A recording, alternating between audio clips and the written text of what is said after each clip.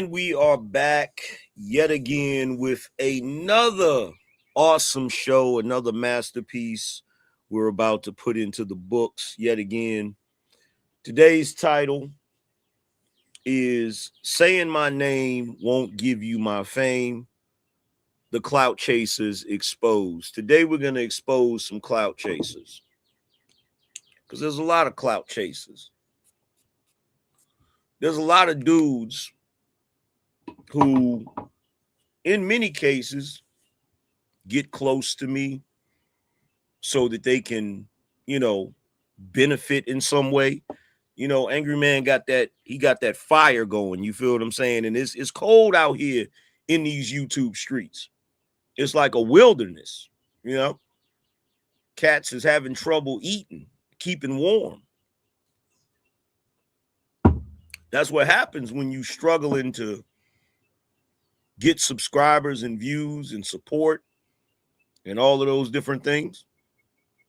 So when they see the Angryman sitting by that warm fire, with them chickens on that spit, rotating over the fire, they gotta get close to that fire. You feel what I'm saying? They gotta get close to that fire, and it's cool. I don't mind. I let them get close to the fire. Only problem is once they get warm, once they get fed, then they want to talk smack. Then they want to, talk trash about the kid. They want to act like I never did nothing for them, which is so disrespectful.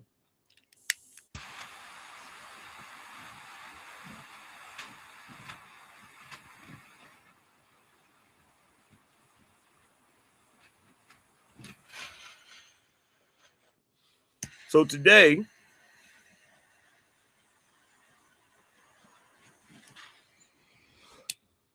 I decided, instead of ranting about this topic, let me go ahead and sit down and put my fingers to the keyboard and make another thesis.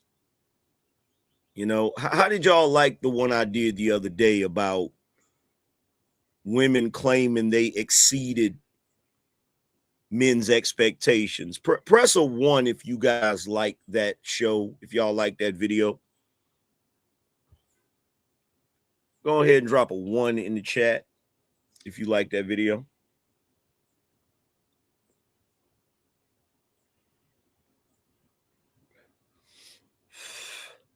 See, my man Will is in the building. Shout out to Will. See Kendra in here. See Forever Studios. Jerome in the building. Pont Flair, what's going on? Treese. Lotus Flower. Dominique. Immortal Sigma. Nita. Loso. See a lot of people in here. Dollar Washer. Malcolm, what's good? Almond Eyes, always in the building. My man Malika, always in the building. Shout out to everybody that's in the building. Salute to the whole Bino Nation. But y'all already know how we do at the beginning of the show. We try to start off the show with 10 Binos for the roll call. So far we have, let's see. I think so far we have 7. We just need 3 more Binos with $20 or more to get us rolling. And we can get this show on the road, or this road on the show, whichever way you want to put it.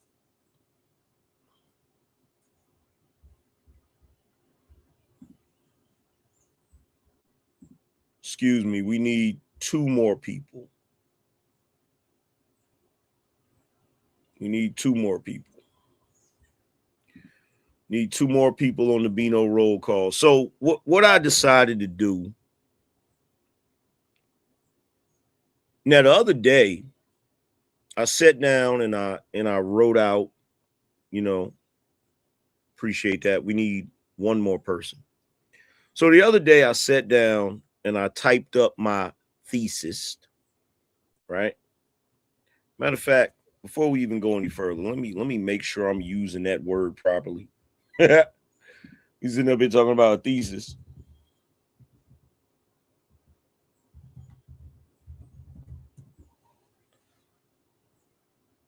Thesis is a long-form research paper presenting original study to fulfill an academic degree. Close enough. Close enough. So when I sat down and decided to type up the piece the other day, I thought about it.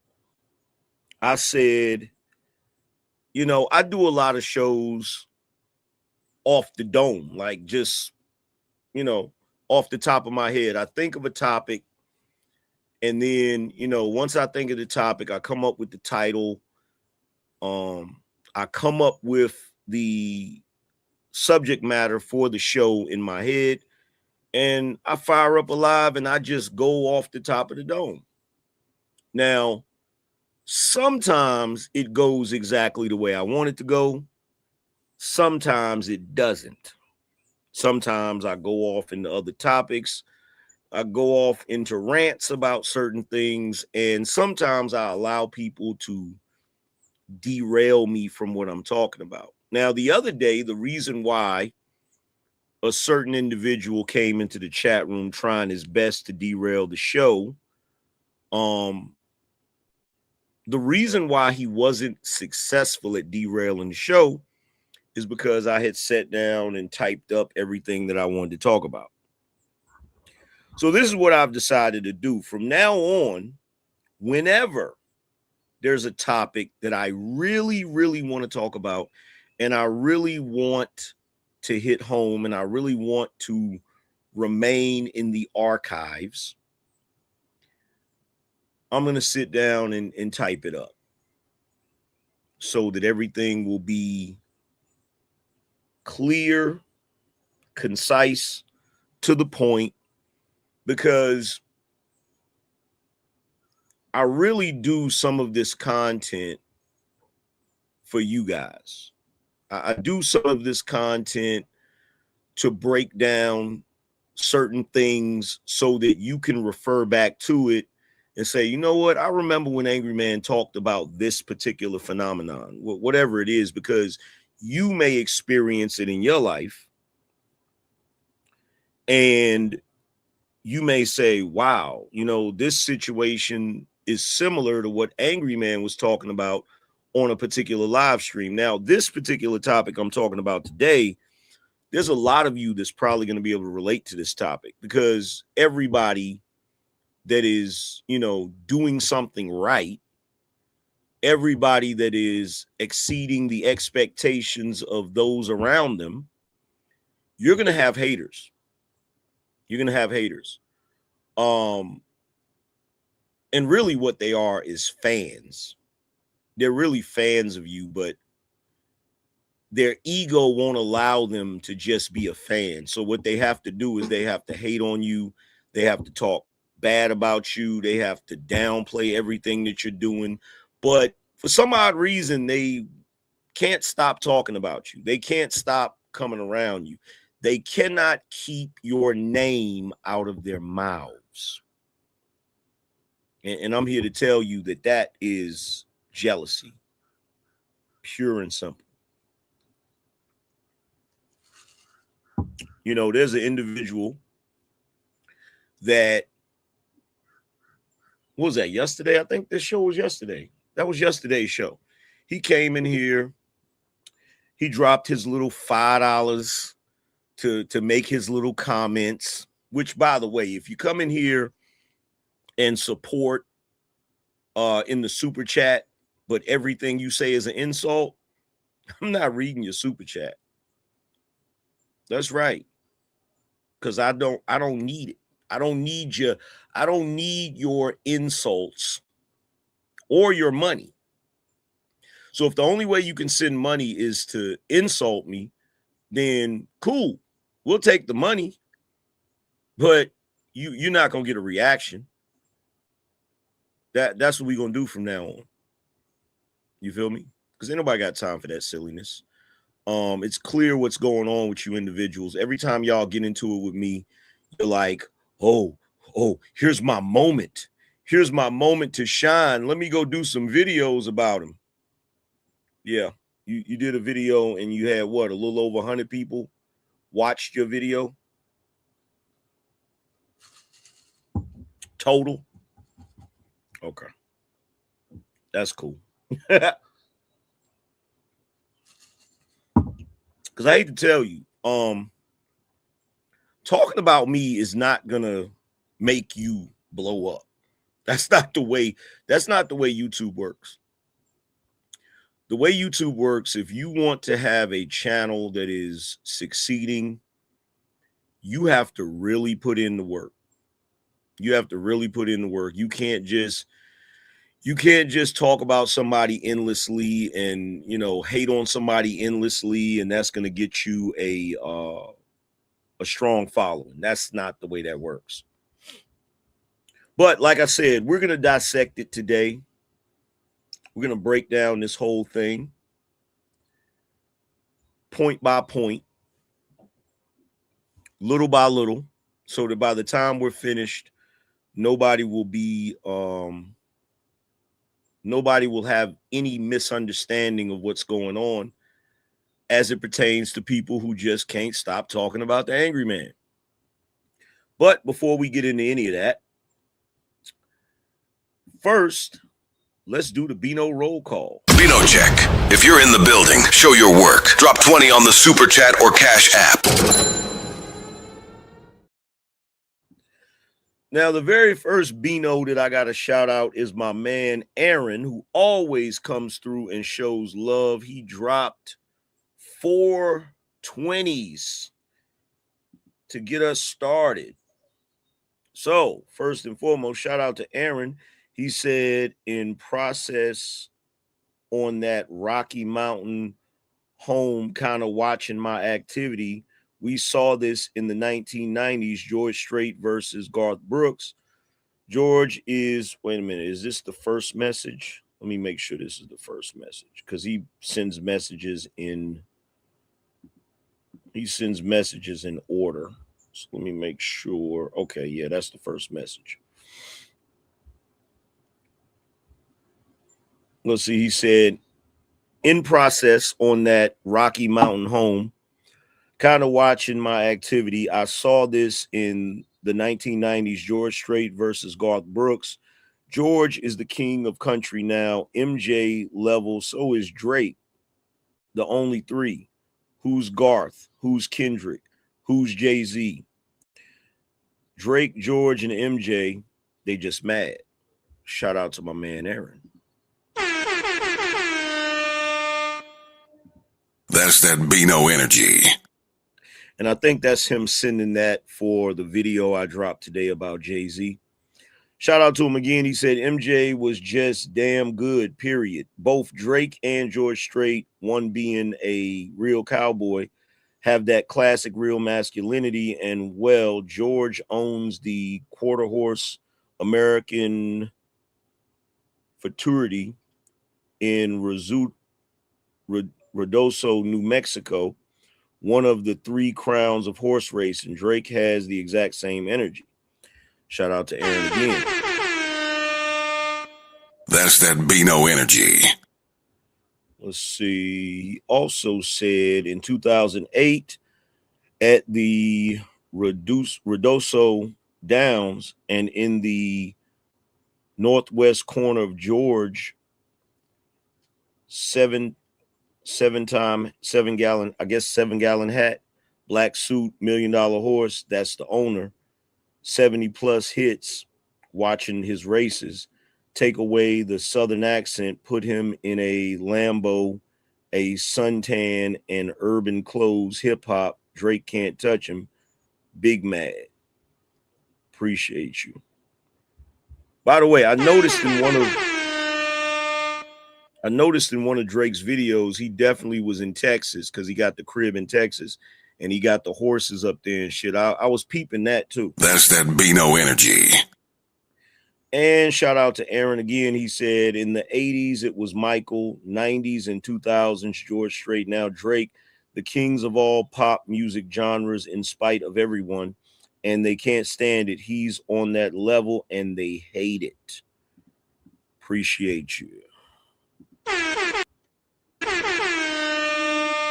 That's that Bino energy. And shout out to my man Gongu in the building today. He said, AM, what's going on, Gongu? Appreciate you, bro. That's that Bino energy. Let's see. And shout out to Kendra. Kendra said Bino roll call. That's that Bino energy. Shout out to Forever Studios. He said blessings AM. That's that Bino energy. Shout out to Quentin. He said, what up, AM and the Bino Nation? That's that Bino energy. Shout out to Jerome. He said, bring the truth, bruh. That's that Bino energy. And let's see. Shout out to Loudest Flower. Said love and support. Appreciate you, Loudest Flower. That's that Bino energy. Shout out to Silent Sniper. He says, support, man. Listen, I'd pay for this supervillain track. LOL. Appreciate you, bro. That's that Bino energy. Let's see. Shout out to Young Columinati in the building. Appreciate you. That's that Bino energy. Let's see. Shout out to the Mr. JI87. He says, set it off. That's that Bino energy. See, shout out to Donnell. He said, paying my dues. Appreciate you. That's that Bino energy. Appreciate you. Appreciate you. Appreciate you.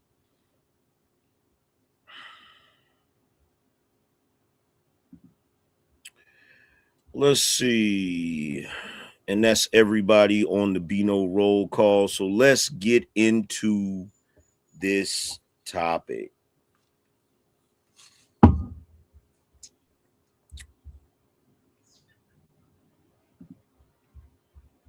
So, off the rip. Sometimes I sit on panels with a lot of different type of people. Some people aren't content creators and some are. Now, the interesting thing about it is usually when I get hate on a panel from content creators, it's usually content creators that don't even have 2,000 subs, right? Now, these individuals with a straight face will look at me and say, nobody cares about your 800K subscribers, right? They'll say, nobody cares that you're the Angryman.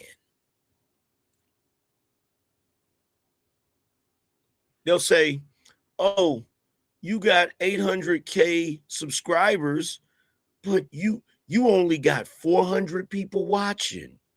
You only got 800 people watching. Now, the interesting thing about this is if I'm nothing with 800K subscribers, if I'm nothing with the name, the Angryman, which is known worldwide, What does that say about you? What does that say about you when you don't even have 10,000 subscribers? What does that say about you when you can't even hold the attention of 100 people consistently, right? What does it say? If I'm nobody with 800K subs, if I'm nobody with a famous name, if I'm nobody with a consistent fan base that has been rocking out with me since day one, what does that say about you?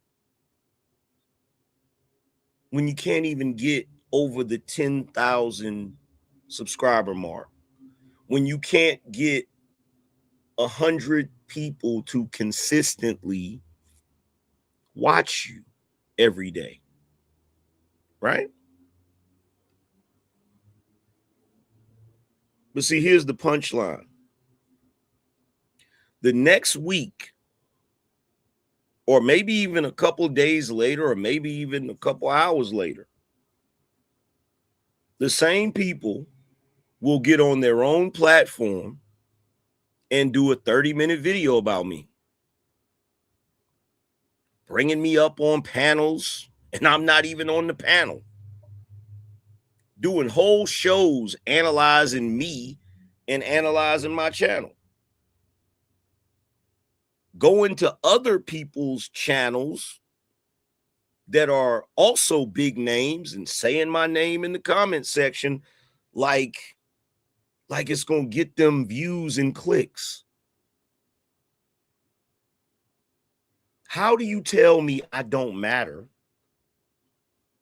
and then build your content about me? How does that work? Can anybody explain that to me? How does that work? How do you tell me that I'm a nobody, but I'm enough of a somebody that you think talking about me is going to get you views? How do you say nobody cares about the Angryman when all you do is talk about the Angryman?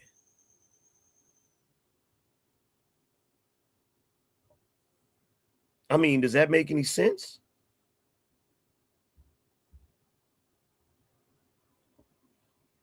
Does that make any sense?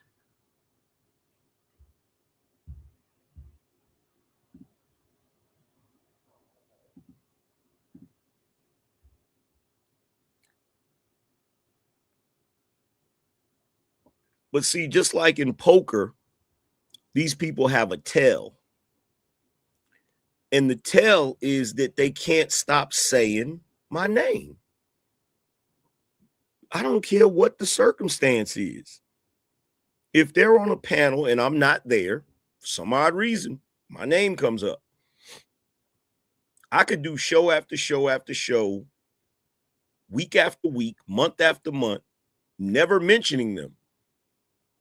But they still go and do shows about me, full exposés on the Angryman, where they call me everything but a child of God, right? And it makes me wonder, are you that desperate for my attention? Are you that desperate for my attention? Right?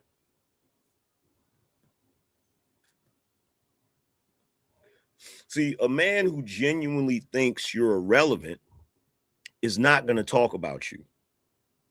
He forgets you exist. He has bigger things on his mind because he's actually doing something of value. He's actually doing something. He's preoccupied with his life. Doesn't have time to sit around and talk about you and go on and on about you. Right? The creators who tell me that I'm a nobody are the same creators who can't go a week without bringing me up. They put my name in their titles, bruh. When have y'all ever seen me put the name of a content creator in my title unless I'm doing a collaboration with them? When have y'all ever seen me do that? The only time you will ever see me put a YouTuber's name in the title where I at their name is if they were on the show with me, right? And the only reason I'm doing that is to try to get them more promotion, more views, things of that nature, right?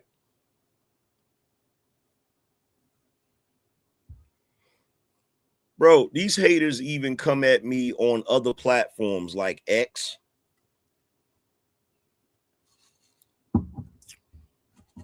Like they'll quote my videos just to disagree with me. They build entire content cycles around what I said on a random Tuesday. And I could have just been spitballing. I could have just been spitballing and you know, just coming up with ideas off the top of my head. And they took it and ran with it and was making whole shows about it like it was the gospel, right? But I say all of that to say this. That's not how you treat a nobody. That's not how you treat a nobody. That's obsession, right? That's how you treat someone you think is a star. That's your North Star. You're navigating by it. See, back in the day, the slaves, when they wanted to head north to freedom, they would look at the North Star and they would navigate by it. That's how they would make it to the promised land. That's how y'all treat me. You haters. You treat me like I'm your North Star. You navigate by me because you think that talking about me is going to lead you to the promised land. Right?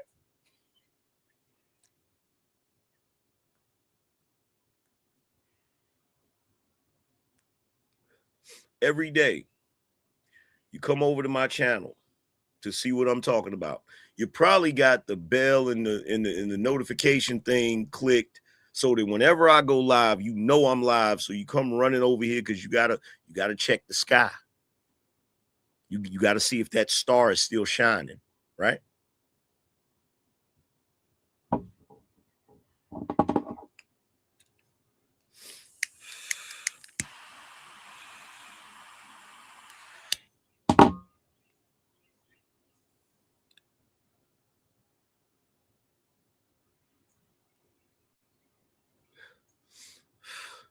So when you tell me that I don't matter while talking about me for the 50,000th time, for the 50 millionth time, you're not insulting me. Not as much as you think you are. You're announcing that I live rent-free in your head. I'm always on your mind. Like that SWV song. It's like Nipsey Hussle said, they hate you with a strange passion. Now, here's the interesting thing about this. Here's the interesting thing about this. It's never women. It's dudes. This is what's so weird about it. It's not women. Like, women go about their business. You know, if a woman is a content creator and she see me do something she don't like, she might make one video. She might make one video where she talk her smack and then she moves on. But oh no, not these beta male coons, as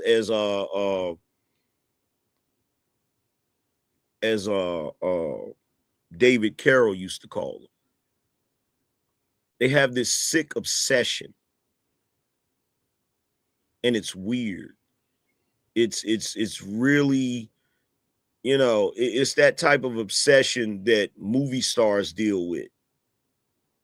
You know how back in the day, movie stars, they would have people that was obsessed with them, and they would break into their house and wear their underwear, or break into their house and make a sandwich and say, "Yeah, I ate a sandwich at his house." Like it's that type of weird obsession. Because I don't care who you are, nobody should be, no man, no fully grown man should be that obsessed with another grown man. You shouldn't. You shouldn't. Now, if you disagree with me or you don't like something I did, if you do one show talking your smack, it is what it is. I ain't tripping. It's content creation. But if every time you pop up on a panel, every time you in the chat room, every time you in the comment section, every statement you make is prefaced with Angryman, you need help.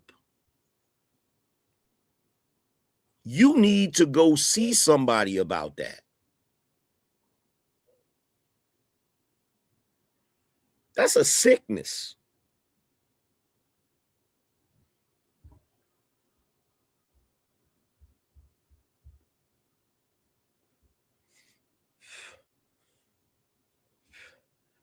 Now, here's the thing for you individuals that love to come over here and say little goofy stuff like, Angryman got 800,000 subscribers. And right now he live and he ain't got but what he got? He got 657 people watching. Right? Well, on the landscape side, we got 339. Let's see, on the vertical side, we got 115. And then we got some on Twitter and some on Rumble, which all accumulates to about 654, right? That's the other thing. They so goofy. They come in here and they come on one of the shows, one of the streams, and they look at that number and they be like, "Oh, he got 300 people watching." It's more than 300 people watching, bro. But they'll come in and they'll say, this is their gotcha moment. This is their gotcha moment, right? They'll say, "You got 800,000 subscribers and you had 800 people watching live. That's embarrassing. Why you don't got more people watching? You supposed to have 11,000 people watching you," right? And they be thinking they cook. They be thinking they really cooked with that statement. They be really thinking that they what they say, they think they ate with that. And it's hilarious because you can tell they've never had a conversation with any big YouTubers, because if they ever had a conversation with a big YouTuber, they would be able to explain it to them. Because all it does is it proves they don't understand how YouTube works, right? And that's all they're doing. You just exposed that you don't know how YouTube actually works at all, right? But it's all good. I'll put you on the game yet again, right? So my 800K subscriber count was built off of YouTube Shorts, short form content, kind of like TikTok, right? And when you build your subscribership off of that, Shorts pull in millions of views from people that are scrolling, and YouTube auto subscribes a chunk of those casual viewers when they swipe through 3 or 4 of your clips. Those subscribers are real numbers, but they're not long form viewers. They don't look at 3-hour live streams. That's not why. That's not how they consume YouTube, right? They're scrollers. You feel me? They don't show up for 3-hour live streams because that's not what they came for. They came for the little quick snippets or whatever, right? So my core audience, the ones who watch the long form content, who show up live, who comment, who share, who buy the book, who buys my book, who pulls up for every video, that's the 800 to 1200 live viewers. This is the audience. This is the core audience I had when I had 20,000 subscribers. They've been here. They're not new fans chasing a number. They're the foundation this entire channel is built on. Okay? Now, when I started doing YouTube Shorts, I had right around 40,000 subscribers, right? The bulk of my 800 some thousand subscriber count comes from YouTube Shorts. And this is the main reason why I can drop a YouTube short. And if I do that consistently, if I drop shorts every day, those shorts will do ridiculous numbers. They'll do crazy numbers and shit, right?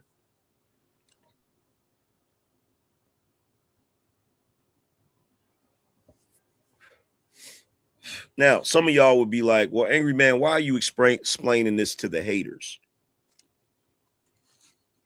This part isn't for the haters. This part is for all of the YouTubers that watch my show, that are building their channels. If you start getting a lot of views because of your YouTube shorts, do not think that that is going to automatically translate into a lot of live viewers, because it's not. Now, you can convert some of them. How you do that is when you drop your shorts, pause. When you post your YouTube shorts, you make sure you connect it to your long form content, and some of the people will migrate over. All of them ain't going to migrate over, because a lot of them that watch YouTube shorts have very short attention spans.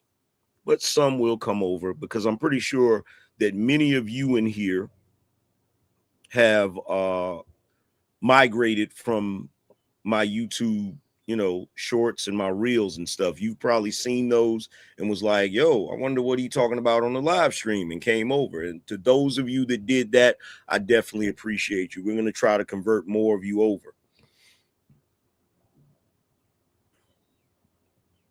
So when somebody points at my 800 live viewers and tries to use that as an insult, what they're actually showing me is that they have never really built a YouTube channel of this size the way I built it, right?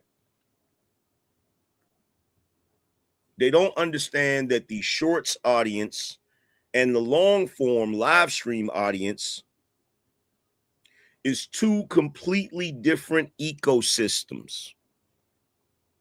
Different content, different consumption habits, different expectations, right? A creator who actually understands this game knows that 800 live viewers every single stream consistently for years is a fortress. This is the reason why I've been so successful, because that audience ain't going nowhere. That's the audience I had before I even got 100,000 subscribers. That shit ain't going nowhere. That's a locked in core that converts. That audience moves with me. That's the Bino Nation, right? That audience watches the entire video. That audience brings in the revenue. You're not going to get no revenue with the shorts audience. It don't work that way. The shorts are subscribers. They're the funnel. Some of them eventually convert into long form viewers. Most don't. Both numbers serve their purpose, but only one of them tells you anything about who's actually riding with the channel. See, the shorts are for the purpose of exposure. The shorts only expose you to new people. Now, some of you probably have smaller channels and you have issues with exposure and you're like, man, they're not putting my videos in front of people. Well, guess what? The fastest way to get your videos in front of people is to make YouTube shorts and connect them to your videos. That shit will help you out tremendously. Now, if you're a creator with, let's say, 1,000 subscribers, let's say almost 2,000 subscribers, and you got 100 live viewers and you're looking at my numbers and trying to apply a metric that you don't understand to a channel that you can't build, you're not analyzing anything. Because see, here's the thing, it's this type of thought process. It's like you'll have, let's say a person has 1,000 subscribers and they're able to get 100 people watching. They think that if they can multiply that 1,000 subscribers, they can multiply that 100 live viewers, right? So if you went from 1,000 to 10,000 subscribers, you're not necessarily going to have 1,000 live viewers. It just depends on your content. It depends on your content, and it depends on how people found your channel, right? Now, if you think I'm lying, there are some YouTubers that have 1 million subscribers and they never do live streams. They only do short videos, right? They do the little short 15-minute pre-recorded videos. If they were to fire up a live tomorrow, they wouldn't even be able to get 1,000 people to watch because their audience is not used to watching live streams. They're used to watching the short videos, right? Think I'm lying? Just go look up some of them, right?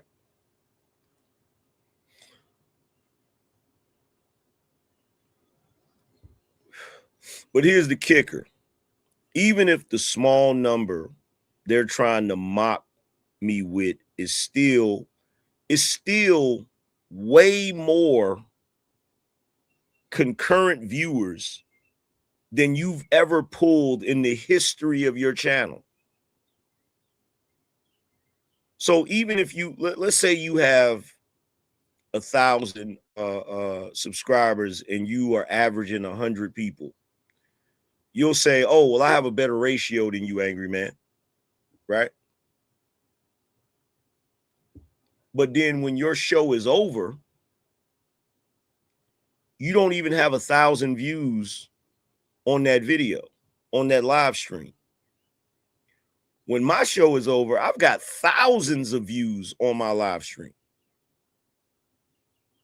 Thousands on both formats.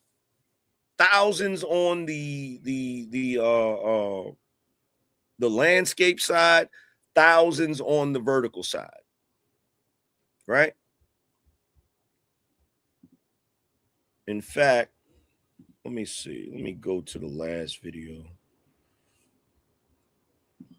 Let's see.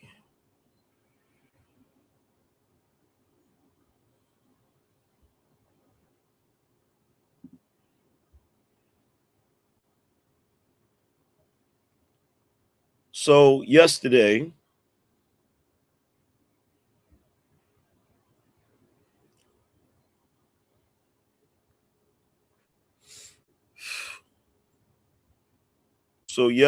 the live stream I did on the landscape side, we did about almost 7,000 views. And on the vertical side, we did about 12, 6.6. So damn near 20,000 views. Let's see. The one before that, a little over 20,000 views. Yeah. So on average, when I get finished with a live stream, it could have anywhere from 20,000 views to 30,000 views. And the only reason a lot of these views don't go any higher is because I actually make the videos private afterwards.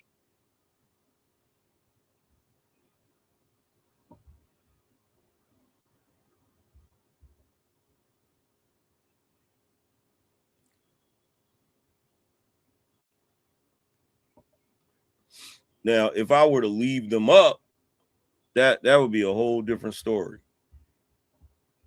Let's see.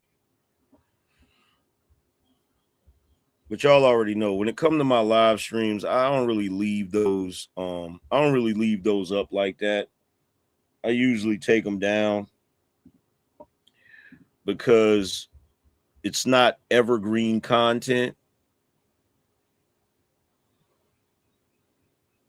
It's not evergreen content. So if it's not evergreen content, I don't really see the purpose in leaving it up. You feel me?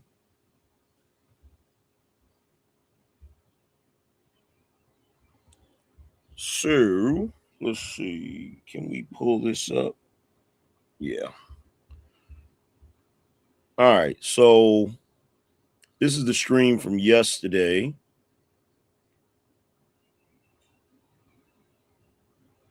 So we got 12,633, 6,746. Now the one before that is now private. But when I stopped it the same day, it was already 15,549, 5,672, right? And if you scroll up, I got this one is 30,000. It's private now. Let's see. This one is 35,000. This one's 26,000. This one's 27,000. This one's 35,000. Right? Let's see. Which live streams got the most views? Let's see. So this live stream had almost a quarter of a million. No, excuse me, almost a half a million. This one had almost a half a million.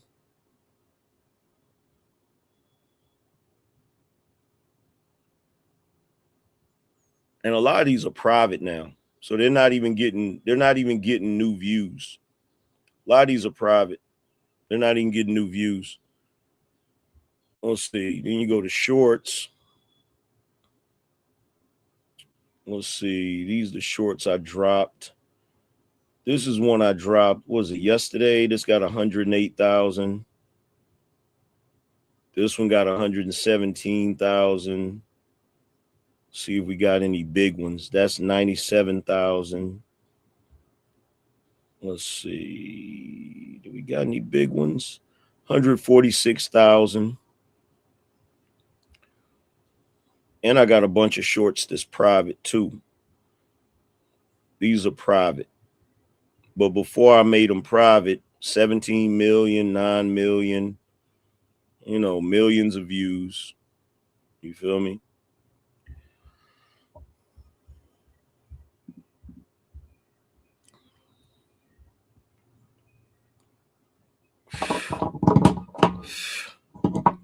But like I said, it's rather funny and convenient. It's rather funny and convenient that the people who constantly critique my views don't get any views. Don't y'all find that interesting? How can someone critique your views and they don't even get views?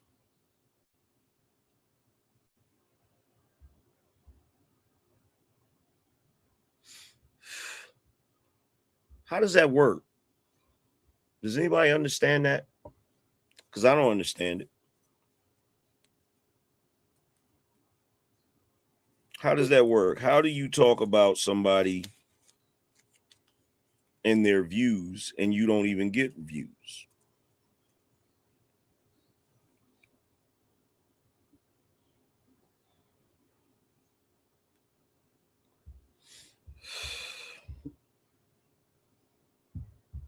Damn sun in my face.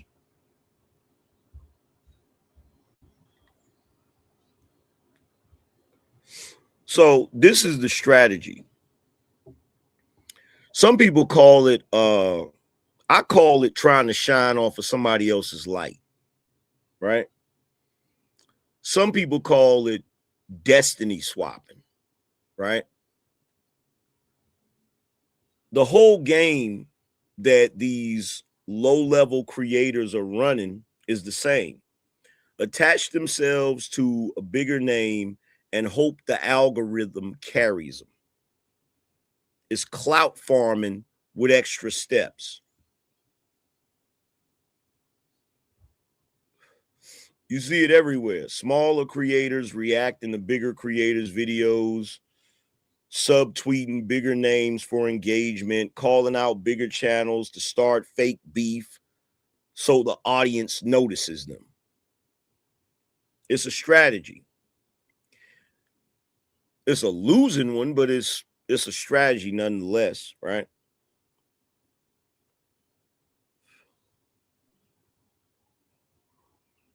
Because you got to realize this. The audience that finds you through someone else's name doesn't stay for you. They only stay as long as you're talking about the bigger name. That's the only way. They stick around as long as you're talking about. So if you're talking about, let's say you're talking about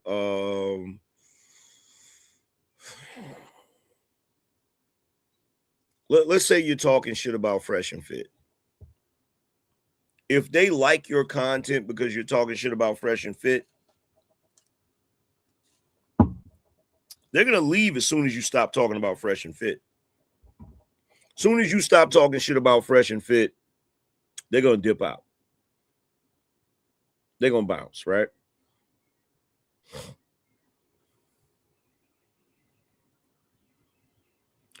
They only came for what you said about the bigger content creator.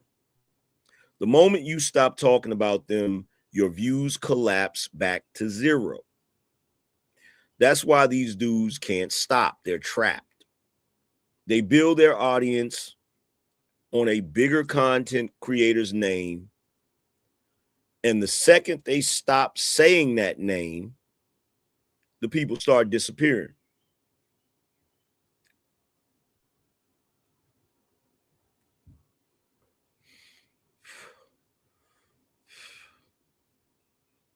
They're trying to feed off of you. And that's what these dudes, try to do.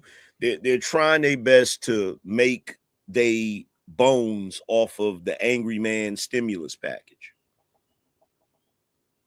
You feel me? Like let me talk about Angryman so I can get some views. Let me go in on him so that the people that don't like him will watch and support my show. Right?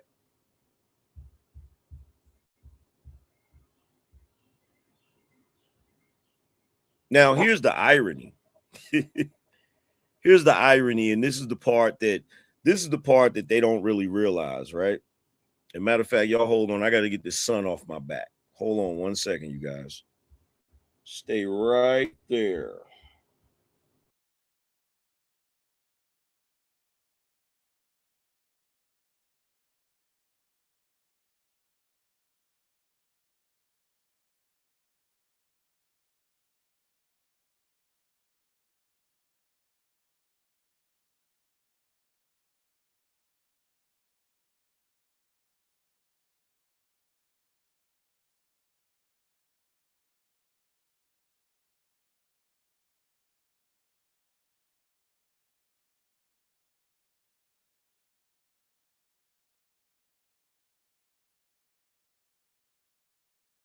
Sun's trying to cook my back. like I said, here's the irony. And this is a secret. This is a secret that should be obvious, but most of them don't get it. When you're a small content creator, meaning you've got less than 10,000 subs, hell, less than 5,000 subs, less than 2,000 subs, when you pick the strategy of talking about the bigger content creator, that benefits the bigger content creator. It doesn't benefit you,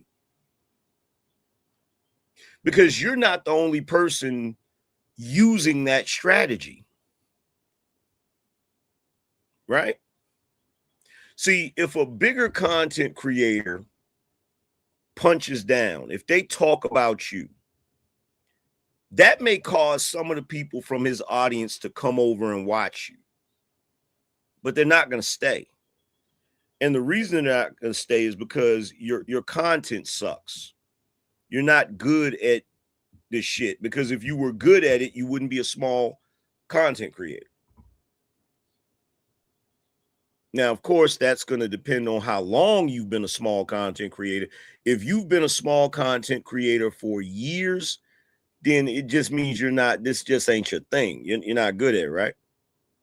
So what happens is, if some of the people come over from a larger content creator's channel and they watch your content and your content's not good, they're not going to stay, right? But when you and let's say 20 other small channels talk trash about Fresh and Fit, and everybody that's watching you runs over there to see why you're talking shit about Fresh and Fit, a lot of them are more likely to stay, because whether you like Fresh and Fit or not, they're good at content creation. And it's the same thing with me. If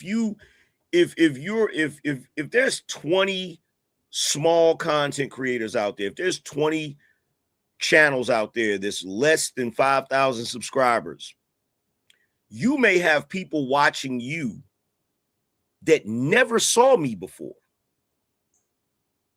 So when you decide to do a whole expose about me, and they say, well, let me go over here and see why he's talking about the Angryman. Let me go see what all the fuss is about. And then they come over here and realize, oh shit, he has great content. Not only are they going to stick around for my content, but they may even stop watching your ass. They may even stop watching you. And you don't even realize it. Like, what you don't realize is every time you say my name, you're helping me. You put me in front of audiences that haven't seen me or heard of me yet. Your video about nobody cares about Angryman, or whatever the hell you want to title it, is a free commercial. And as P.T. Barnum said back in the day, there's no such thing as bad press. Doesn't matter if somebody's speaking highly of you or talking bad about you. The fact that they're talking about you is what's important.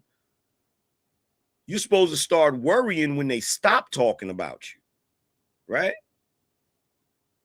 So whether you know it or not,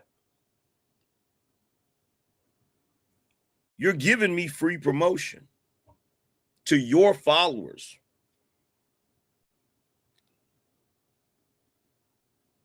Who are now going to look me up because they want to figure out what the beef is about. Why do you dislike the Angryman so much? Right? When you mention me on panels, people are like, well, who is this Angryman person and why do they keep bringing him up? What is he got going on over there? What has he said that's so outrageous that you keep his name in your mouth all the time? How many people do you think have came over here to the Angryman channel to see what I'm talking about and see what I got going on simply because somebody was talking trash about me? Do you know how many times somebody has super chatted me and they've said this? They said, "Hey man, hey Angry Man, I'm new to your show. A lot of people were saying a lot of negative things about you. And then I came over here and listened to what you had to say, and I actually can appreciate what you're saying." You know how many times that's happened to me?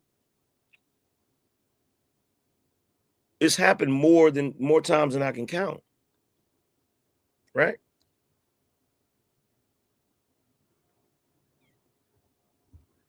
And I'm not paying these people. I'm not paying them anything. Shit, I'm not even paying them attention. I'm literally paying them no mind. And they're doing all of this for free. And the irony is they think they're tearing me down when they're actually building me up. They're actually bigging me up. Like I've literally gained subscribers from people who said, you know, I came over here because I keep seeing this guy talking about you. And I wanted to see what was going on. I wanted to see what the deal was.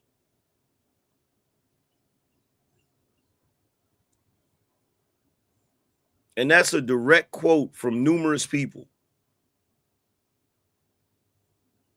So, you know, if you want to keep talking about me, be my guest. Because keep in mind, this, let me be clear about something.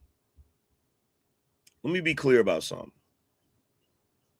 This is not me doing this video to try to deter you from talking about me, because I know you're not going to stop. So this is not my reverse psychology way of trying to shame you into not talking about me. Because first of all, I'm smart enough to know that that would never work, because you can't help yourself. Many of you individuals can't help yourself. You're just natural born haters. You're natural born haters. You dislike certain people and you can't help yourself. You're going to go live and you're going to run your mouth and you're going to talk as much crap as you can because you think that is actually accomplishing something. Makes you feel better, right? Have at it. Be my guest. Do what you do. Because at the end of the day, you're only going to benefit me.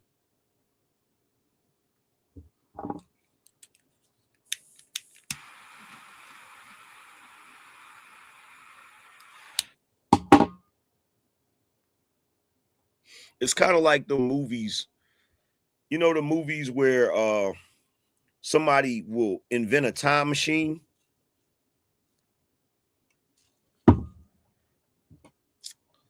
and they'll go back in time to try to change some event in their present time. So there's something going on in their present time that they don't like and they want to fix it. So they'll go back in time and they'll try to change something because they think it's going to change that present event. And then they realize the paradox that they're in, because the thing they did to try to change the event is what actually caused the shit to happen. So they're like, wait a minute, this wasn't supposed to happen. No, it was supposed to happen. Because the only reason it happened is because you took your goofy behind back in time and tried to change some shit. You created the damn thing that you wanted to stop. And it's just like this on YouTube. There's so many of you dudes that did not want me to grow my channel and all of that. And everything you did to try to stop it only served to make it happen. And that's why it's hilarious when I get on panels and you say to me, Nobody cares about your 800,000 subs.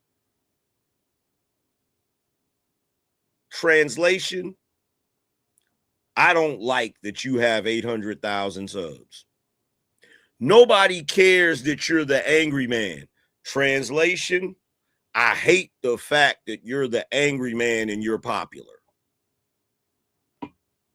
Don't nobody listen to what you got to say, Angryman. Translation, a lot of people listen to what you got to say, and it burns me up that they do.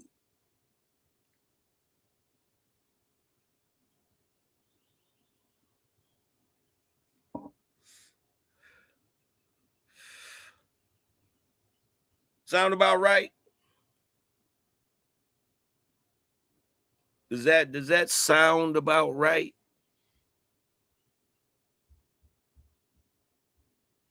But see, like I told you, saying my name won't give you my fame.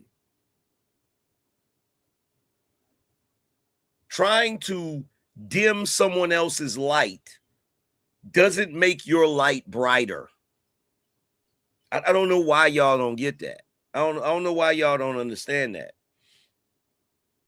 See, this is the part that they can't accept. Attention isn't the same as authority, right? Mentioning a bigger creator gets you attention for a moment, but you can't borrow someone else's credibility, audience, or work ethic. I'm where I'm at because of my work ethic. I'm where I'm at because of the rapport that I have built with my audience. And even if you don't like me, that ain't got nothing to do with the countless people who do like me. Absolutely nothing. And there's nothing you can do about that. Trying to shut somebody down, like it's like when somebody's pocket watching. And it's like they're trying to stop somebody. Let's say they're trying to stop somebody from getting a $30 million deal. Well, even if you succeed at stopping that person from getting the $30 million deal, that doesn't mean that those people are going to give you the $30 million. You can do as many smear campaigns as you want on me. That doesn't mean that my 800 and some thousand subscribers are going to say, man, forget Angryman, and then run over there and subscribe to you. Yeah, that's not how that works. And I tell you something else too. The biggest content creators in all of social media, they have these huge followings off of love, not hate. The reason why Kai Cenat has so many followers is because they loved his content. They loved him. The reason why I Show Speed has so many followers is because they love his content. They love him. It's the same thing with Fresh and Fit. It's the same thing with Andrew Tate. It's the same thing with Aiden Ross. It's the same thing with Anton Daniels. It was the same thing with Kevin Samuels. It's the same thing with me. I have the following that I have because the people that watch me like me. They like my content. You can't build. You can't. It's like that chick said on what's her name? Alfre Woodard. Alfre Woodard on The Family That Prays Together. When she was in the back of that restaurant having a conversation with Sanaa Lathan and Taraji P. Henson, and Sanaa Lathan was talking crazy, you know, and they had just found out she was cheating on her husband with William Cartwright. Her mother said to her, she said, you can't build your happiness off of somebody else's misery. Doesn't work that way. Now, if you want to know the real reason why I've been able to build such a huge following, it's not because of me going back and forth with somebody. It's not because of any theatrics. It's not because of graphics. It's not because of any of that, right? A long time ago, somebody told me, if you want to be successful and you want to be rich, all you have to do is this. All you have to do is find a problem, come up with a solution for it to help people with that issue, and you'll never have to worry about making money. Now, some of you are going to say, well, Angryman, what problem did you solve, right? What problem did you solve? Well, when I first started YouTube, I sat back and I watched as there were countless men who felt that they didn't have a voice. Countless men who were going through trials and tribulations and they felt alone, right? They felt nobody understood what they were going through. They felt that nobody cared. That's a problem, okay? And I was one of those people that felt that way too. What did the dude say back in the day? The hair club for men. I'm not only the president, but I'm also a member, right? I said to myself, I wish when I was a young man, there would have been a guy that spoke up for me and my concerns and did everything in his power to be a voice for me, because nobody was speaking up for me. Nobody was identifying with my problems. Nobody was really being a champion for me. And so when I came to YouTube, that's what I set out to do. I set out to be a voice for these men. I set out to speak for them and say the things that they can't say because society would reject them when they say it. They'd get fired from their jobs and all of that shit. So what I did was I came to the internet with the thought of solving a problem and the desire of helping other people. This is the reason why I was able to build such a diehard following. This is the reason why. Didn't come from me hating on somebody else. Didn't come from me, beefing with somebody else. Didn't come from me engaging in a bunch of theatrics and a bunch of, clown shit. And I didn't come up here with a gimmick. I didn't do any of that. I just came here with the genuine intention of trying my best to help all of the men who watch my show. And that's the reason why you'll see a guy come on my show and he's like, yo, Angryman, man, I'm going through it right now. My brother is in another state and him and his wife got into it and she put him out and he don't got nowhere to go. And I don't get paid until the end of the week. And I'm trying to get him a plane ticket. And I'm like, how much is the plane ticket? Yo, it's such and such. Okay, I'm going to send it to you. Some dude comes to my channel and, he was a fan, but then he didn't like what I had to say. And because he didn't like what I had to say, he decided to start talking crazy about me.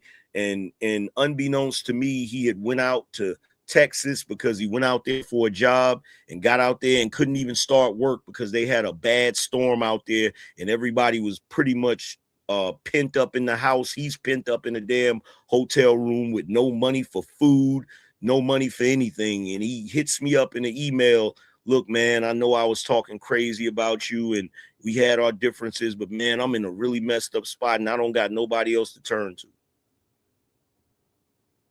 I said, I got you. I go live, put his Cash App in the super chat. So every dime I made that day went to him.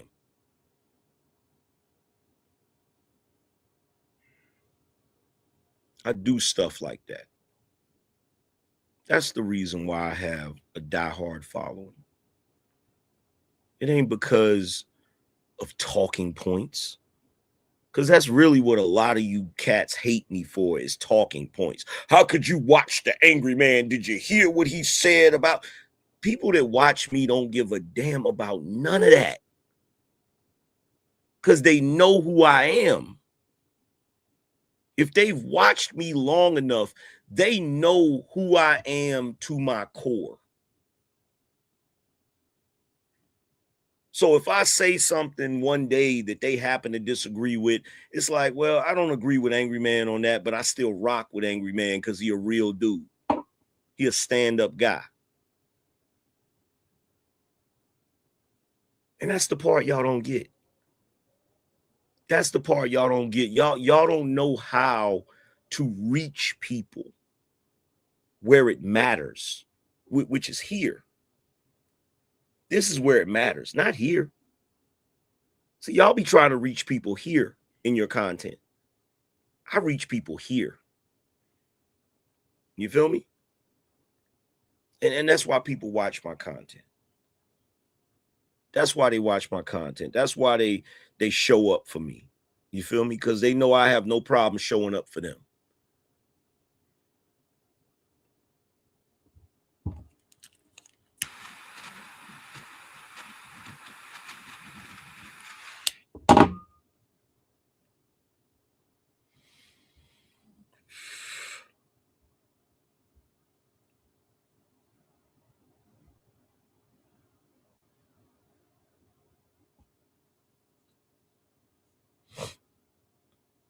I have almost 1 million subscribers because I've showed up every day for years. I built it bit by bit, piece by piece. I just spent a bunch of money today because like I told y'all, I got to upgrade my studio. So the monitors that I have are outdated. You know, I need a storage. I need better storage for all of my files and stuff. So, you know, I got 120 some terabyte storage system coming. Like I got new curved monitors. Like I just spent another 2 stacks investing in a studio that already works, that already functions. There's some of you out there that are content creators, you barely put a dime into anything that you're doing. Like I'm constantly investing in myself, investing in my platform, investing in the Bino Nation, the Angryman, so that y'all can get better content. But I've been here every day. Every day. I have a consistent viewership on my live streams because I've earned a core audience that trusts me enough to give me a couple of hours out of their day.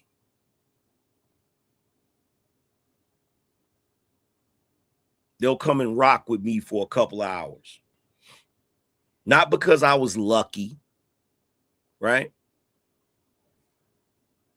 Not because I leached on someone bigger, right?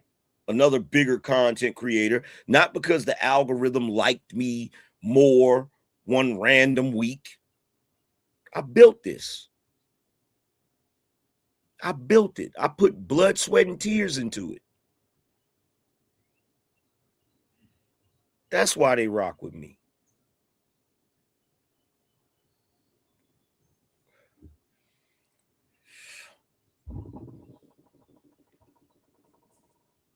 Any of you individuals that want to try to ride my coattails, you're going to find out real fast. It ain't going to get you nowhere. It ain't going to get you nowhere. You can say my name 1,000 times. It'll get you some attention for a little while, maybe for a day or two. But guess what? Saying my name is not going to give you my work ethic. It's not going to give you my consistency. It's not going to give you my voice. And it damn sure ain't going to give you my audience. Those don't transfer. Those have to be built. And see, building is the one thing that you clout chasers refuse to do. Because if you actually gave a damn about building something, you wouldn't be clout chasing. You wouldn't be clout chasing. If you had any level of integrity, you would want to build it off the strength of you. You wouldn't want anybody to even think, let's say for argument's sake that you got 20,000 subs talking trash about Fresh and Fit. Guess what? You owe them those 20,000 subs. You didn't do it. Talking about them did it. Now, some of you might say, well, Angryman, you said you got 800K off of your YouTube shorts. Yeah, and those YouTube shorts are me. Those are my YouTube shorts. Those are videos of me talking trash. Those are videos of me cracking jokes, doing comedic reaction videos. All of that is off the strength of me. Nobody else. I didn't build my channel talking about other content creators.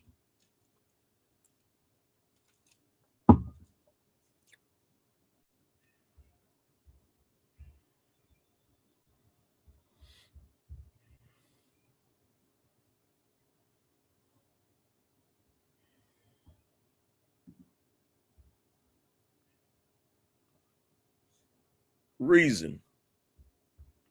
What makes you think that I would drop a link to let your disrespectful behind come on to my show? Is he serious, y'all? Is he serious?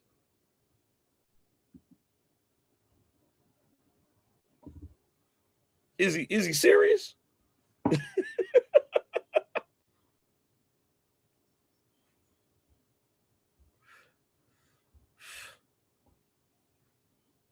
Is he serious? He must have lost his mind. He must have lost his ever loving, everlasting mind.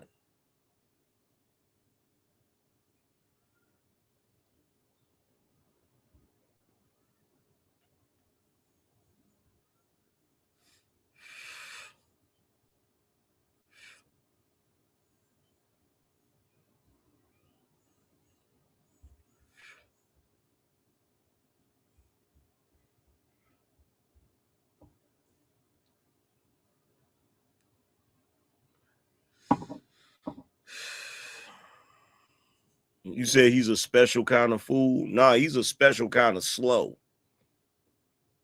He's a special kind of slow. Like, for real. For real, for real. Look, bro, they may tolerate your antics on other people's channels, but I don't suffer fools on my channel. I don't suffer fools on my channel, bro. At all.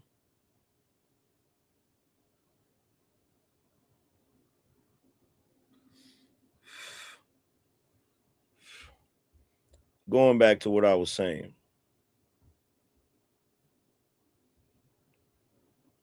So here's one of the biggest questions that I have. Or better yet, I'm going to ask you guys the question. Why do you think the hate is the loudest from the smallest channels?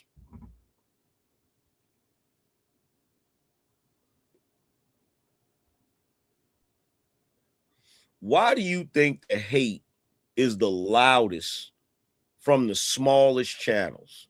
Somebody do me a favor. If he asks for that link one more time in the chat, Bino Nation, I want you to snipe him.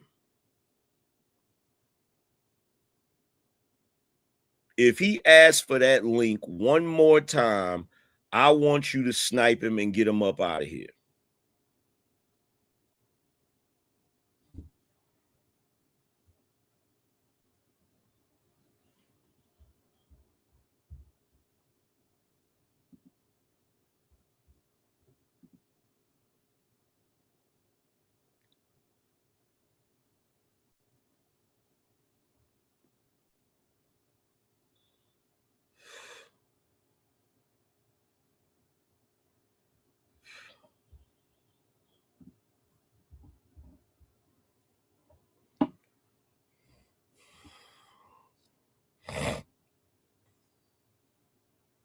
So anytime you see a small content creator yelling at me on a panel, they're not doing it because they disagree with me. I need y'all to understand that. They're doing it because they need a moment. They need a viral moment. They need to have that instant where they can say, yeah, I had a back and forth with Angryman and I gave him a piece of my mind. I cooked Angryman. That's what they're looking for. That's the reason why when I'm on a panel, I can't even have a normal conversation because you got these clout chasers looking for a viral moment with the Angryman, right? They need a clip. They need proof that they was on a stage with the Angryman so they can post it everywhere for the next 6 months. Look, everybody, I was on a panel with the Angryman. I got into a back and forth with the Angryman.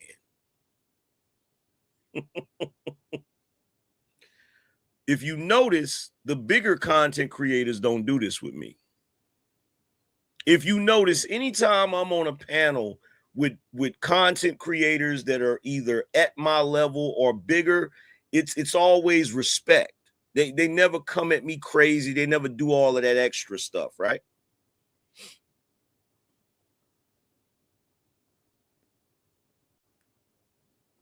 The creators who are actually winning in their lane don't show up on panels to take swings at me because they're too busy building, like I just got through talking about. They're too busy with their own audience. They're too busy stacking up their wins, right? It's always some low-level, bottom-tier creator making the most noise. And trust and believe that noise is strategy. It's a strategy. It's a strategy, right? They can't outperform me, so they have to try and outrage me, pick a fight, get a clip, hope it go viral, right?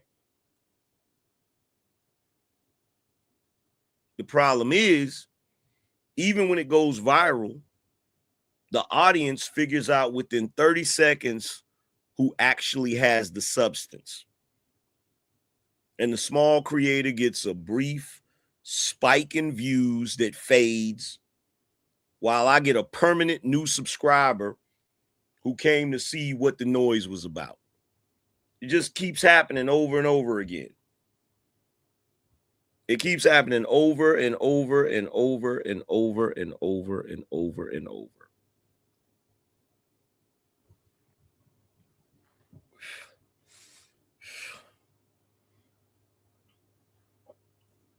Matter of fact, we need a sponsor. We need somebody to sponsor the show.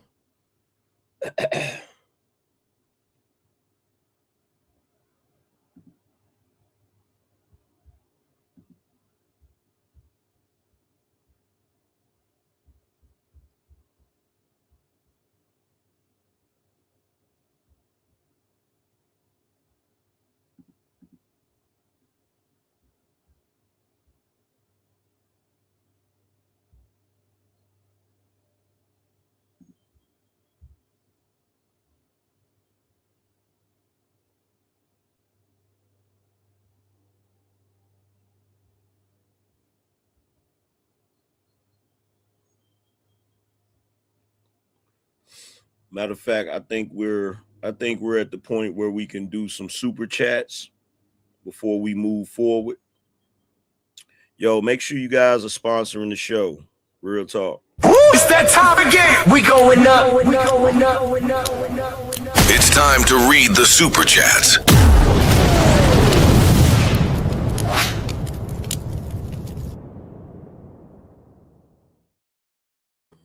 Let's see. We got my man Aaron again. He said, wait, you got 2 music billionaires in Texas? Yeah, they're trading livestock. Got each other phone numbers. Probably know Taylor Sheridan. Next, Drake takes a rip level role in the Yellowstone franchise. Bet. Laughing my ass off. Winning. Appreciate you, bro. I started rewatching Yellowstone too. I really like that series. Like, real talk. Shout out to Brandon. He said, men lie, women lie, numbers don't. Jay-Z. Yep. Let's see who else we got. Shout out to my man Terrell. Terrell said, you inspired me to start my channel. Thank you. Appreciate you, broski. That's that Bino energy. Let's see. Shout out to Silent Sniper, said they are praying to the sky god, Angryman, hoping for fame and success. Appreciate you, bro. That's that Bino energy.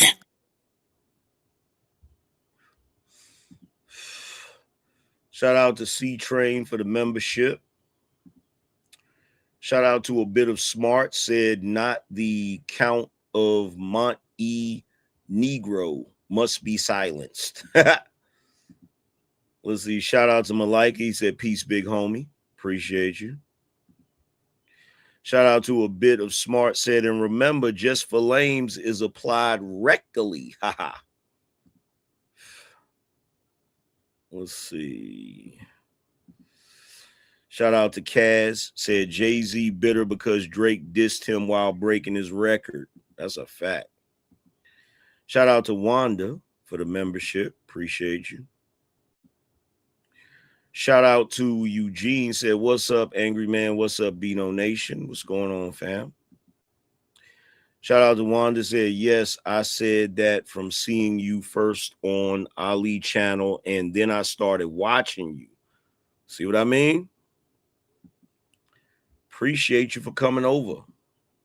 Shout out to Eugene, said content creators should focus on giving out content that are near and dear to our hearts. There will always be an audience regardless of how many views or subscribers you have. That is a whole entire fact. Appreciate you. Like I said, man, make sure y'all are supporting the show. We need a couple sponsors. Somebody sponsor the show for 100 or more. It's greatly appreciated, preferably on the Cash App side of the game. So here's the biggest thing when it comes to this. And I don't know how many of y'all have heard this, but every single time somebody in this space is cool with the angry man, agrees with the angry man, or sides with the angry man, they get called Dsuckers. How many times have y'all seen that? Press a 1 if y'all have seen that. How many times have y'all seen people that agree with me? Somebody got to call them a Dsucker or a D-rider. Well, guess what? I'm going to break down why they do this psychologically, right? Here's a pattern. I want to walk through carefully because once you see it, you can't unsee it. Whenever a creator agrees with me, shares my video, or defends a point I made, the haters respond the same way every single time. They don't argue the point. They don't address the substance of what was said. They go straight to calling the person a D-sucker, right?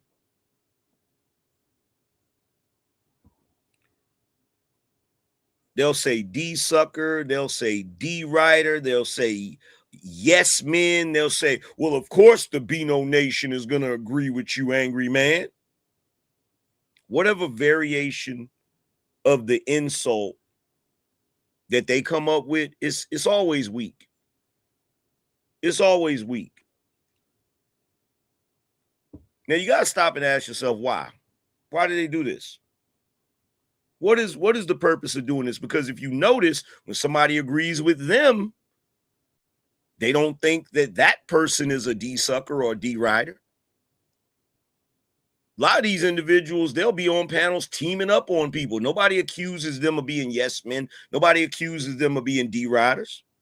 But for some odd reason, when someone is in my corner, when someone is backing up the angry man, when somebody is down to go to war alongside me, all of a sudden they're D-riders and D-suckers, right? Why?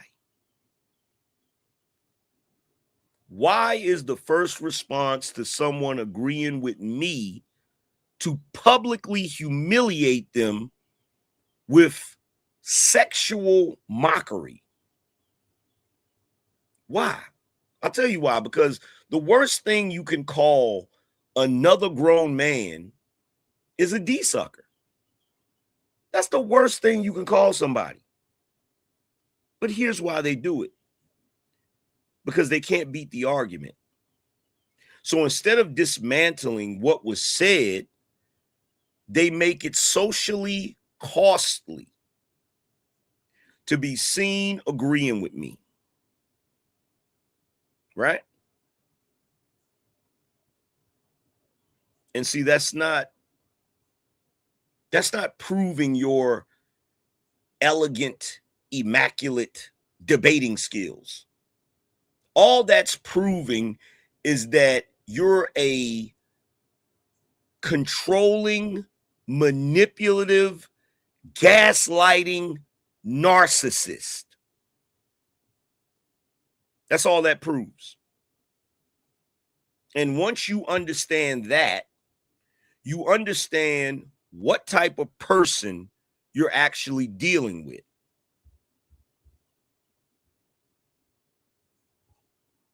What type of person is that? Well, I'm going to keep it all the way funky with you. That is textbook abuser behavior. If you know anything about abusers, this is the type of thing they do. This is one of the main things that they do, right? This tactic has a name, and it's used by abusers, narcissists, and cult leaders. It's called isolation through social punishment. Okay? The goal is not to win an argument. The goal is to make people afraid to associate with the target. This is how it works. Step 1, identify the target. In this case, it's me, the Angryman, right? Step 2, make associating with the target socially expensive. Okay? That's where Dsucker comes in. They can't stop me from talking, but they can punish anybody who agrees with me by trying to humiliate them publicly. Now agreeing with me costs you something. People start to self-censor. They stay quiet even when they agree because they don't want that smoke. They don't want to be called a Dsucker. They don't want to be called a yes man. They don't want to be publicly humiliated in a social setting, right? Step 3, isolate the target. Once enough people are afraid to publicly support me, it creates the illusion that nobody's on my side. The target looks isolated, weakened, easier to attack. Plus, it helps you in debates and arguments. You don't know what you're talking about, Angryman, because nobody agrees with you. Everybody agrees with us. They even do this shit when I'm on panels where they try to say, all you do is talk over people, Angryman. You're the one that does all of that stuff that you claim everybody else is doing. You see?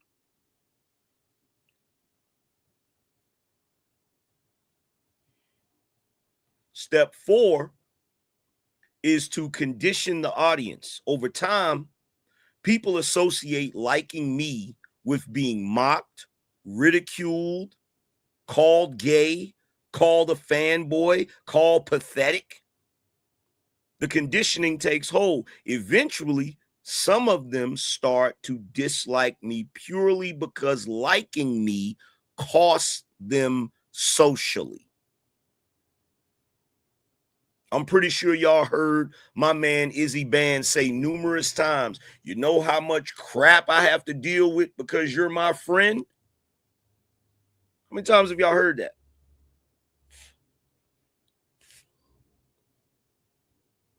How many times have y'all heard that? This is exactly what an abusive partner does to a spouse. Insult her friends. Make it embarrassing for her to be around them. Mock anyone who supports her. Isolate her from her support system so the only voice she hears is his. Both men and women do this, by the way. Not just men, but both men and women do this, by the way.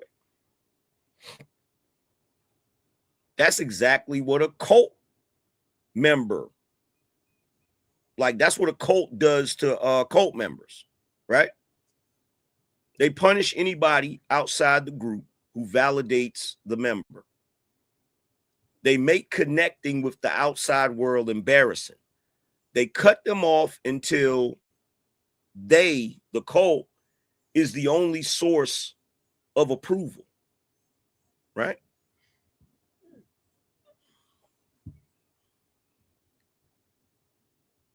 That's also what narcissists do in the workplace.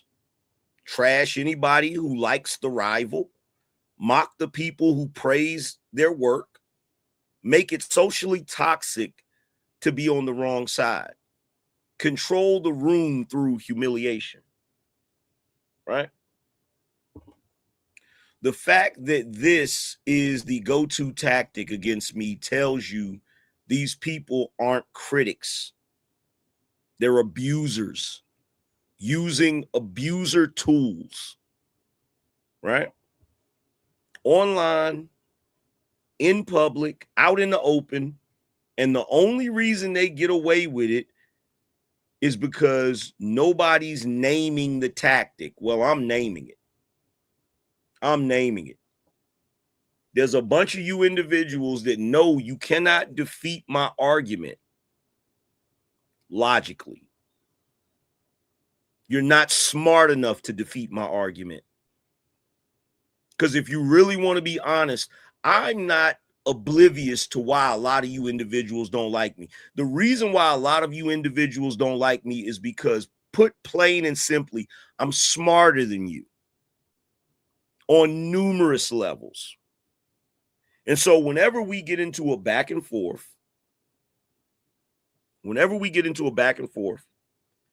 and I start giving you my ideology or taking my position in the argument or whatever, and you realize you can't defeat me in the argument, you have to resort to these tactics. So when I say some ill-ass prolific shit and 3 people on the panel say, wow, Angryman, that's actually a deep statement. I never thought about it like that. Here come the haters. Oh, here you go with the D-riding. Here you go. Oh, you just saying that because it's the Angryman. Oh, my God. Here we go with the yes men. How many times have y'all heard that?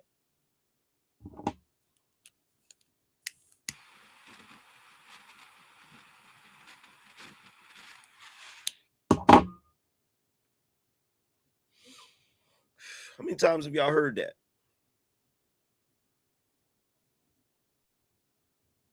They make it literally a crime socially on panels for anyone to agree with me.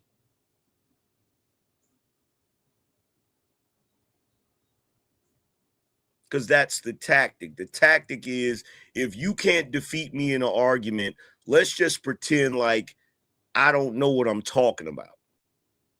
Let's pretend like what I said was so ridiculous that it didn't make any sense, right?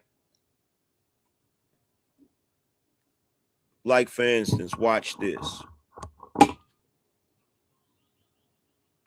Let me go to Claude. Let me go to Claude, because Claude actually is pretty good. Claude, I have a question about YouTube.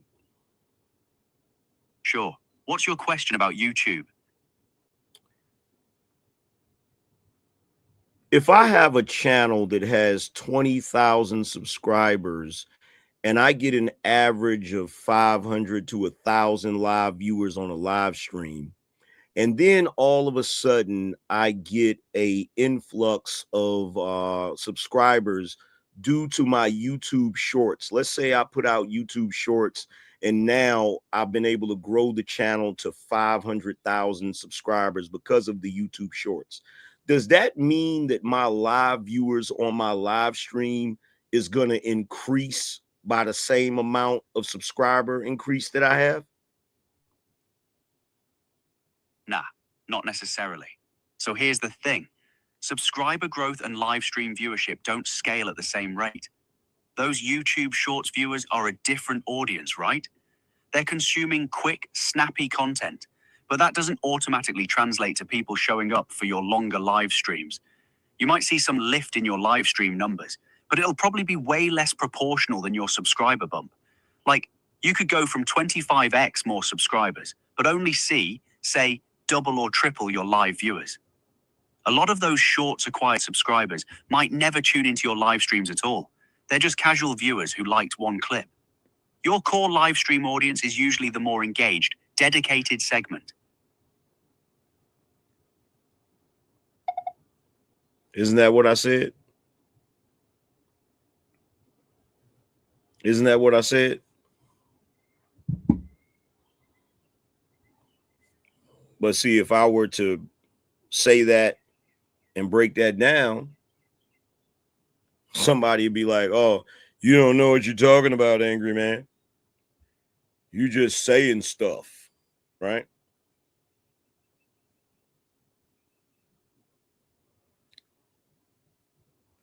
But going back to this whole abuser mindset and this concept of everybody that agrees with me is a Dsucker and all of that foolishness, right? What does that tell us about them? Right? Well, we know a confident person doesn't need to humiliate my supporters to weaken me, right? A confident person is going to engage with the argument unless and then they're going to try to make the better case in order to win. The fact that they reach for sexual humiliation first every single time tells you three things. One, they can't beat me on substance. If they could, they would. The argument would be the weapon instead of them reaching for shame because that's all they got, right? Two, they view my supporters as a threat, which means they understand my reach is growing. You don't waste energy punishing people for liking somebody who doesn't matter, right? And three, they are deeply, profoundly insecure. Only insecure people use mockery as a primary tool. Confident people don't need to make it embarrassing to like the competition. They just become the better option, right? So if you have to resort to those tactics to defeat me in an argument, it means you don't have an argument. It means your argument is weak at best. And let me say this clearly. The Dsucker insult is homophobic mockery, right? Used to police male behavior. They're telling other men that are agreeing with me that makes you less of a man. And that's not just narcissistic. That's homophobic manipulation being used as a weapon to control behavior. It's lazy, it's bigoted, and it works on weak men who care more about what the mob thinks than about what's really true, if we're being clear about it. A man with his own mind doesn't fold under that. But a 22-year-old who's still trying to figure out who he is, he might hear that enough times and he starts to censor himself. He stops sharing my videos. He stops engaging. The conditioning works. And that's the win that these haters are chasing. See, they want to bring me down a peg or two. They want to knock me down to their level so they can feel more comfortable about their level. That's the entire reason they're doing it.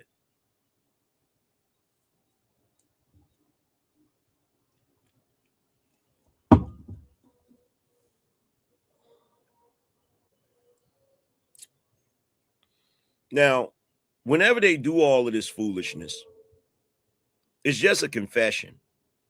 They're just telling on themselves. Every time you hear somebody call my supporters a Dsucker, you're watching a confession in real time.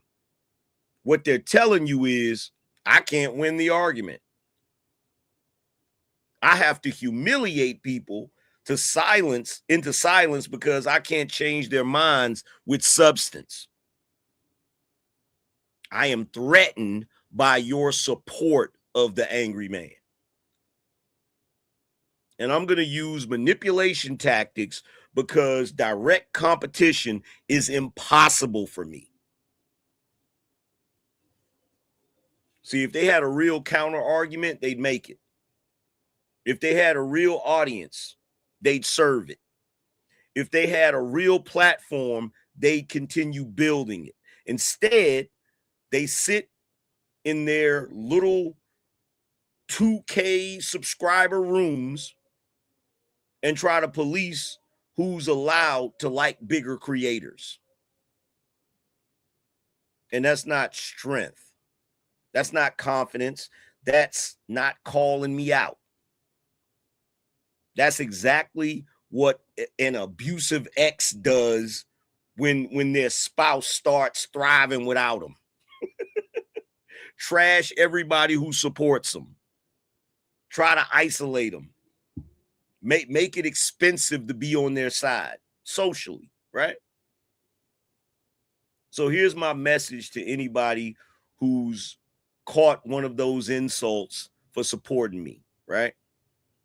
You didn't do anything wrong.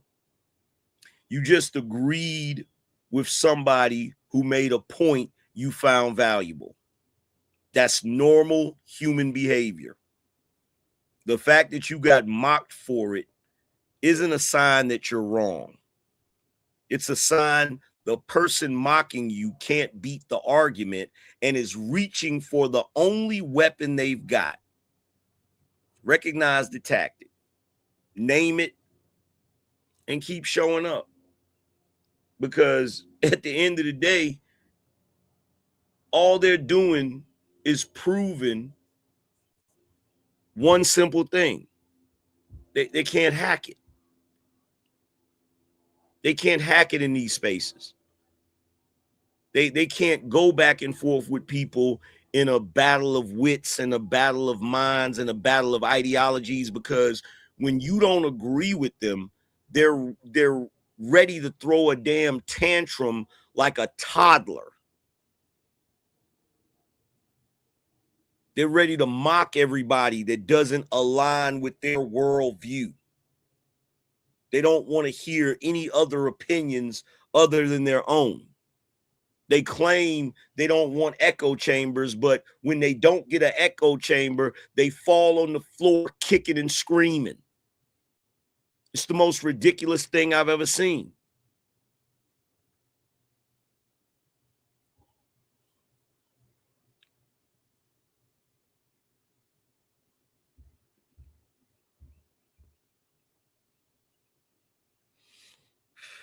So the only thing I can say to y'all, haters, keep talking. Like, seriously, keep saying my name. Keep doing your little videos about me. Keep telling your audience that I don't matter while making your entire content cycle revolve around me. Keep humiliating my supporters for backing me, because every time you do, you reveal more about yourself than you do about me. You show the world who you actually are. Because at the end of the day, what you should be doing is trying to figure out how to make better content. That's what you should be doing. You're like Plankton on SpongeBob, mad at Mr. Krabs for making the Krabby Patty. Make a better product. That's all you got to do. Outperform me. Because I guarantee you, if you outperform me, you wouldn't have to talk about me. You wouldn't have to say my name 24/7. Saying my name won't give you my fame. I'm going to keep saying that over and over again. I'm going to make that a trend. In fact, I'm going to make that into a t-shirt. Saying my name won't give you my fame. It won't.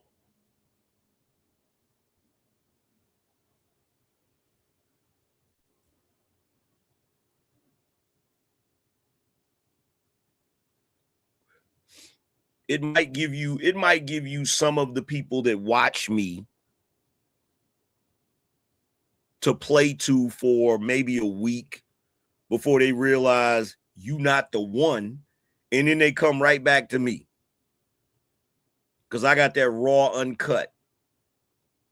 So you get to talking shit about me, and you know what they realize? They realize you got a bunch of shit that's stepped on, diluted, weak product. And then they realize, you know what? I got to go back over there to Angryman because he got that raw uncut. He got that unstepped on. He got that pure, that puro.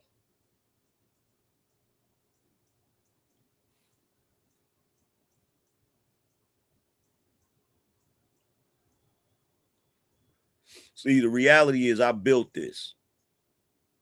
I didn't get over 100. I didn't get over 800K by luck.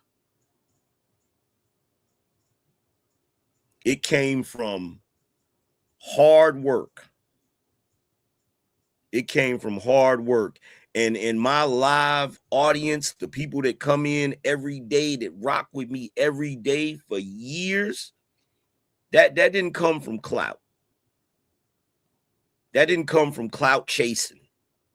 It came from years of showing up for the same people who showed up for me. You can't borrow either of those. You can't leech them. You can't snatch them on a panel by trying to flex. You can't undo them by doing a 30-minute breakdown of why you think I'm overrated. You can't shame my supporters in the silence, because the people who back me for a reason. And the reason isn't going anywhere. It's not going nowhere. No matter how much you think it is, the only way to get what I have is to do what I did. That's it. Show up every day, build your own audience, earn your own subscribers, find your own voice. And until you do that, every word you say about me is just free advertising. That's it.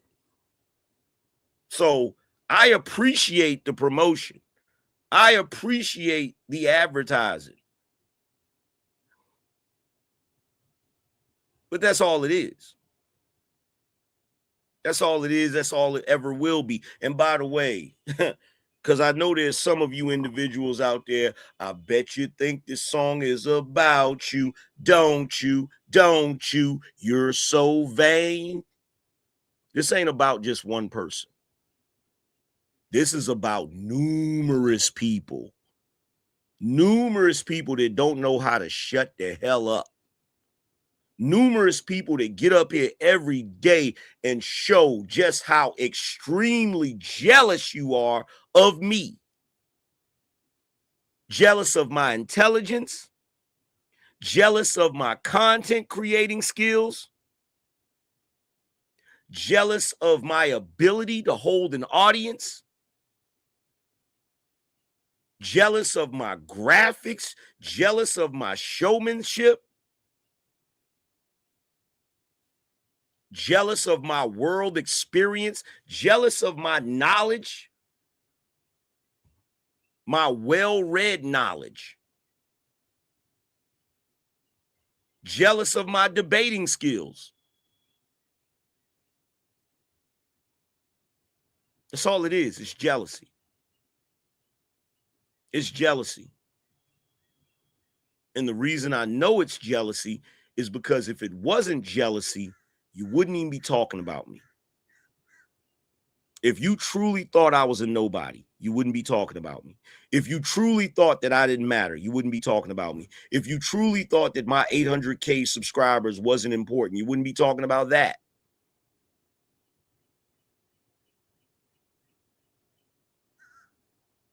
But we all know. We all know you're going to keep talking. We all know you're going to keep running your mouth because you ain't got nothing better to do. You ain't got shit better to do. You need a life. You need a life. Some of you need a life and you need a wife.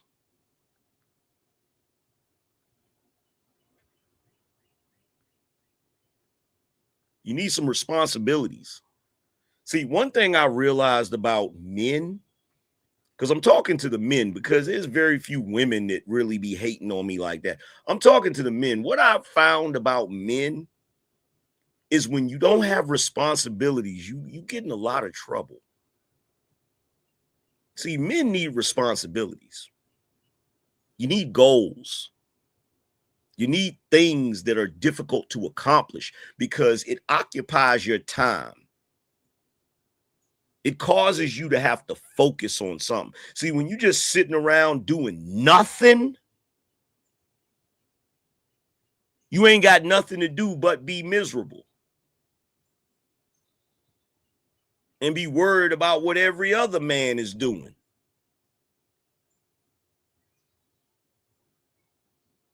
And that's why, as much as I would like to say you should mind the business that pays you, the problem is most of you don't have no business that pays you. And that's why you hate for free. Because if you had some business that pays you, you would realize that that is actually more lucrative than hating on people. Because hating on people don't have no hourly wage. There ain't no pension. There ain't no 401k. There ain't no vacation time. None of that. And there damn sure ain't no retirement plan.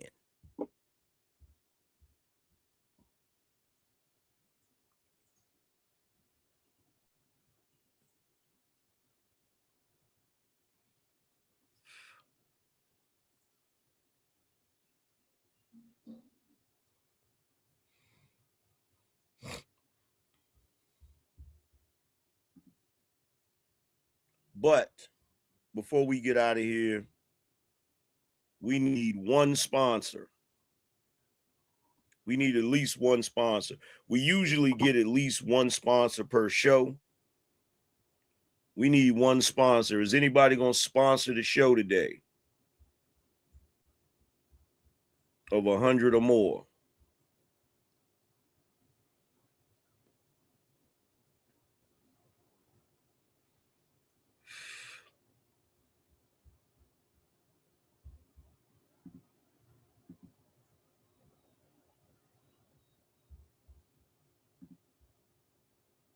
Yo, shout out to 30K UVL said, it's a used negotiation and debate tactic and taught in courses AM.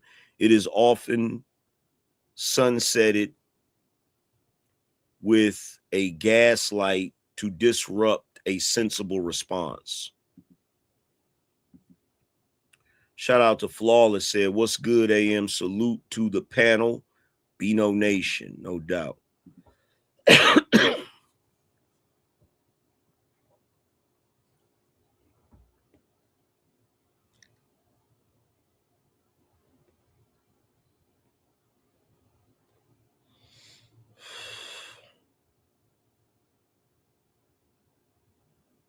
But it's weird. It's weird to watch grown men be obsessed with other grown men. It's weird and it's confusing.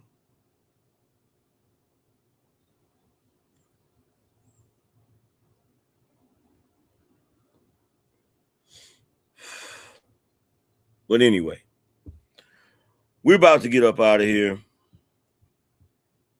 I thought we was going to get a sponsor, but apparently not. If anybody's watching the replay and you want to sponsor the show, you can still sponsor the show. We'll definitely read your message tomorrow and give you a shout out. But with that being said, man, salute to everybody that came through. I appreciate y'all for showing love, all of that good stuff. And I'm going to holler at y'all later. Deuces. The session is closed. The board is dismissed.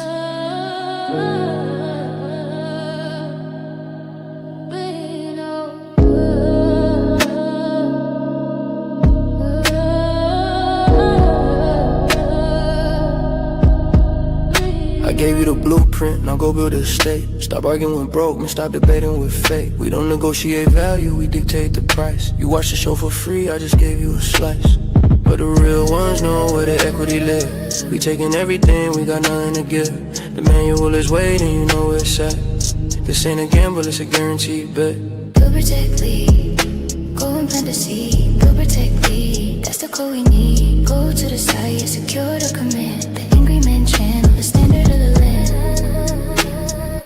The Angryman Get the shirt, get the boots. Start watching, start working.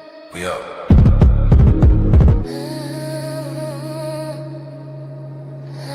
The session is closed. The board is dismissed.